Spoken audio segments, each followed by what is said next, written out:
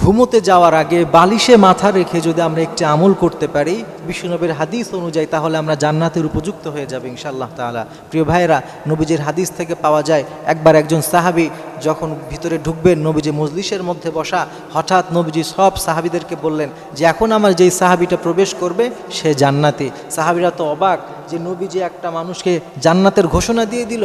সব সাহাবীরা তাকিয়ে দেখেন একজন সাহাবী ঢুকলেন যার দাড়ি মুবারক থেকে উজুর পানিগুলো টপ টপ করে ঝরে পড়ছিল।